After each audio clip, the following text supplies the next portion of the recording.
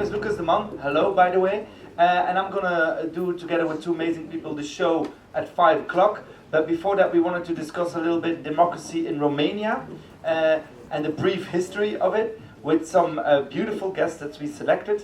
And to lead this conversation, we asked Ilinka to help us, but not unless you give her a great applause. Ladies and gentlemen, Ilinka.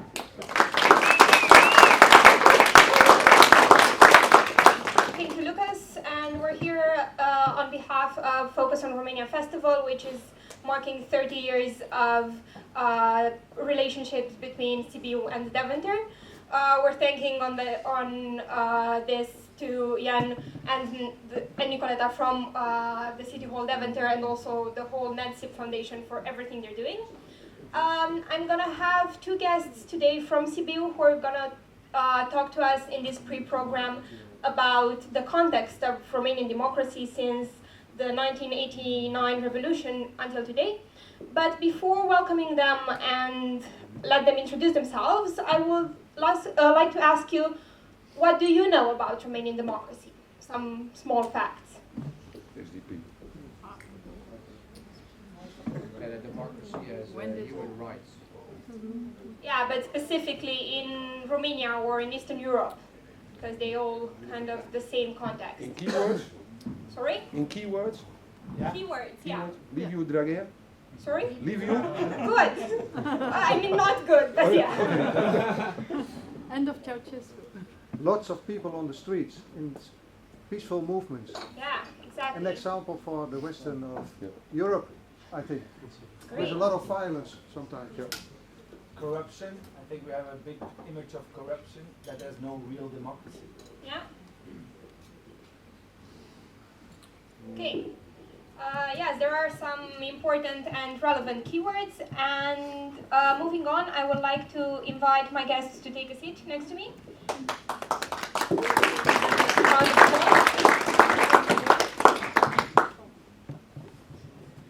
And I would like to let them introduce themselves and tell us what's their relationship with and their work in Romanian democracy. Thank you.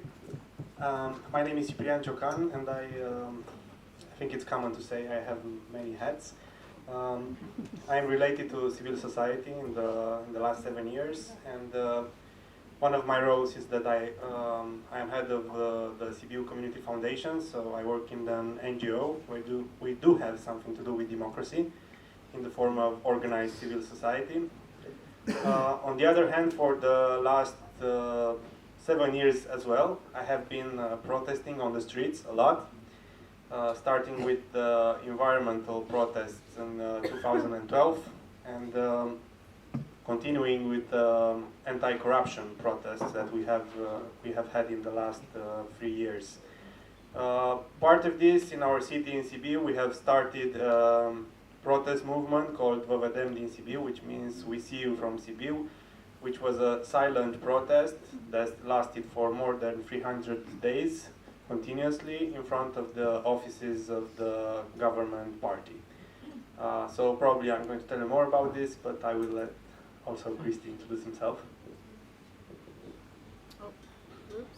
Hi, my name is Christian. I'm as well from Sibiu. I work in an NGO which is taking care of the rural countryside, and my relationship to democracy movements was starting as well in 2012, where we first took action against the opening of a gold mine. Maybe you remember the year when the keyword Roșia Montană was all over Europe. They wanted to open a very, very big gold mine, and this was our first involvement. We filled up plastic glasses with sand, maybe you know the images, and we hit the everything we found so that we produced this noise. At every time it was a peaceful movement, it was anything or anyhow related to violence. 1 year later, or maybe actually 2 years later, we had another environmental problem. A very big shale gas company came to Transylvania and had the intention to prospect the whole territory about shale gas. And it was for us just a new moment which ignify, so to say, the society, and we had to be active in the rural part. And at that point, we were very, very close to get violent, and it was, I think it was just a matter of days, or not even days, of hours until the people get violent. Our luck was that the big company Chevron had already preliminary results of the whole shale gas situation in Transylvania, and they left the region just before more convincing action, so to say. But in our mind, we had all the time the idea of staying non-violent. So we started with the same thoughts over then in Sibiu in 2017. And for the first week, we were not only going every day at 12 o'clock, but also sleeping outside the headquarters of this ruling party, eating outside, having people look at us and asking us questions. So we spent actually 1 week on the street. Thank you. You were probably very young when the revolution happened. How do you see the evolution of Romanian democracy since '89 until today? And moreover, what do you believe are the most problems that Romanian democracy is facing at the moment? Okay, that should be a very long answer. So I was pretty small, I was 7, maybe Christy knows a little bit more about communism, but for me it was more like play. 7 years old, I didn't understand too much. Whatever there was. I didn't have any opinion about it. We were just children playing. But then the 90s for us were more interesting because we saw the effects of what communism was. I think the Romanian society and democracy have evolved a lot. It has been a difficult path for the last 30 years because, unfortunately, unlike other Eastern European democracy, we did not make the step directly from communism to democracy, but rather, maybe you know, maybe you don't, the leaders that we had, they were democratically elected in June 1990. They were actually still old communists. So we didn't immediately get out of communism after this so-called revolution, because you must also know that this word is highly debatable and debated in Romania, whether there was a revolution or not. And unfortunately, we don't yet have an official opinion, but I think most of the historians that actually looked over those days agree that rather than a revolution, there was more like a change of power. Okay, like more like not a civil war, but something close to that. Okay, so initially the people that wanted to get the power didn't necessarily want to end communism. So Mr. Iliescu, that later became the president of Romania for 3 times, he has this declaration that he says in a way that he still wants to continue communism. So there were some shady years, I must say. So it wasn't the same like in Poland or Hungary, where you would have some democratic forces that came and took the power, but rather in Romania we had a more gradual change from one regime to the other. So that wasn't, of course, a good thing for us, because 30 years later we still have to fight corruption, and we still have to fight the remains of the communist regime, because the party that we have protesting against on the streets, it's actually Mr. Iliescu's party that was started in 1990, as I said, an ex-communist. And of course, it wasn't just one person, it was a whole generation of politicians, it was a whole culture. So you can see that 30 years after the revolution, we are still fighting for our democracy. We're in a much better place right now, because now we can actually use democratic tools and democratic instruments like protesting, but mostly voting, to take down this regime. Okay, so this time in 2019, we were able to use a silent protest, so absolutely no violence, in order to make or produce the change we wanted to produce. 30 years ago, a lot of people had to die for this. Okay, so I think this, even if this is the only change we have, I think it's very well. But there are very, very many things to be said about Romanian democracy, about the way civil society looks today, about the way society in generally looks today. Romania and Romanians now have state of law in place, have institutions, we have a civic spirit, so there are many things we can talk about. Maybe we have time, maybe not, but you must understand that the change was pretty dramatically. Our generation was raised in a completely new environment. I will not tell you the same story again. I was thinking just to tell you that democracy today, now in Romania, is very personal. So if you are thinking of doing something, then you live in a democratic environment. If you're not taking the time to do anything, and it's the same here, if you're not taking an action after you see a decision you won't like, you're not living in a democratic environment anyway. So democratic is very personal. If you feel that something is wrong, you have to act, and you have to react, and you have to think about solutions, how to change the things that are not convenient for you. So it's not a matter of very big systems. If every one of us is feeling something, then they should just do it accordingly and react to what the society is giving you. It's very uncomfortable to go out on the street and be not alone, but with 4 other guys protesting and looking like monkeys for others. But it's the only thing you can do in some situations.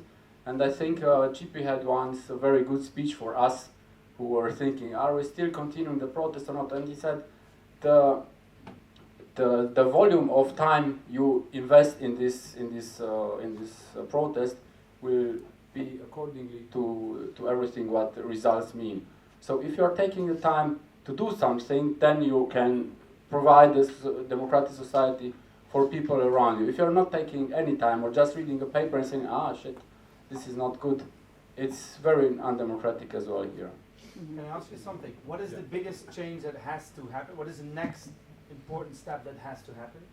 You mean in Romania now, in terms of democracy? What do you say? This is really what we have to fight for, otherwise. I think we have to fight now for as many local or national councillors as possible, because the power is in the political area, and we don't want to create a new power system. We just want to be represented. So the idea is to still go out there and vote at every election, at any time, and make sure that there is not just one player or 2 big players, but at least have 3, because within 3 players you have all the time a democratic rule. That's my opinion. Yeah. Sometimes I'm a little bit more abstract. I think what we have to do now is to go from action to culture. What I mean is that we were able to do some good things, like create new parties, protest, take down corrupted leaders, and so on.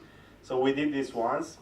We actually did this before, but it looks like we didn't do it well enough, because the same thing happened again. So what we need to do is alter our culture so that voting becomes so natural that every time we have to vote, everybody's there. That we do not allow corrupt leaders to get to the highest levels of political power, and so on and so forth. So we need to put all the things that we did in the last years and have it in our DNA. I think that would be the real democracy in Romania, where democracy is not something that we do because something happens. Is something that we have in our fiber as a people, as a country. How do you do that? Yeah. Because Lucas get the questions out of my mind, I have time for one last question. And you are, as millennials would say, activists for democracy in Romania, because the movement we see you from Sibiu protests for how much? 2 years in front of the building of the leading party. For those of us who are born 10 years almost after the fall of the communist regime, what is the most important lesson that we should take from that period in order to make a step forward into the democratic process, so we don't doom to repeat that history? Yeah, tough question. You know, sometimes older people, and now I'm the older person somehow, just realized that, like to refer a lot to the past and say, you know, remember in 1990 when, you know, we should never forget what happened there. And really, I don't want necessarily to be that person to say, you know, remember when we protested, I should always remind you about those days.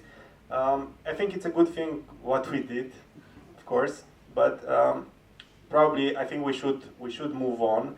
And I think that the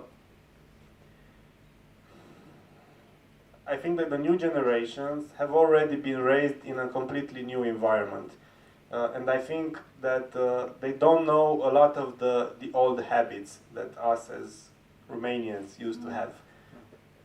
They don't know you don't know the habits that our parents used to have, because in Romania before the revolution, the small corruption was so strong embedded in who we were that everybody was corrupt in a way. So if you just wanted to live in this country, you had to know your way around. You know, everybody that would work in a factory would steal something from there and take it home, even if they didn't need it, because they needed that product to exchange with something else and then get food or clothes or toys for your children or whatever. Okay, so this was what my parents' generation used to do, and that's how I was raised. All right, so you probably don't know about this, you'll never know about it, and you don't have to know about it. Okay, because that should be just like a story. However, maybe one lesson to be learned is that democracy is never won.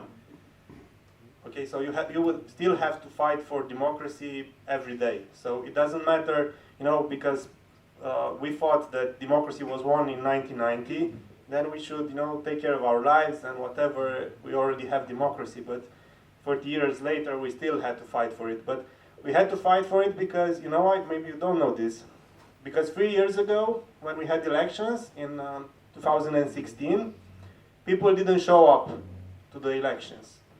So we had parliamentary elections, and the Socialist Party, the so-called Socialist Party, because they're just populists, okay? We don't really have this right-left problem here. So they won the country, the parliament, the government, and everything, because we weren't able to move our asses and go and put a stamp, okay? So maybe that's what you have to learn, that these things should never be forgotten, that you have to do your duty as a citizen. Yeah, maybe just one more word. If you are good in what you're doing, then you can just observe what's going on politically. Every time you see that something is wrong, just raise your voice. It's very simple. Besides voting, you have to have an opinion about everything. And it's not very complicated to have it on your field of expertise. If you are very good in being a lawyer, then you have to say, I think it's good or it's not good. If you are very good as an actor, you should say something. That's also very, very easy to do. Thank you very much for being here and for talking to us about it. Also, keep going on what you're doing with all the movements you're doing back home. And from 5 o'clock, we invite you all to take part in and see Lucas and his colleagues from New Heroes in Search of Democracy 3.0.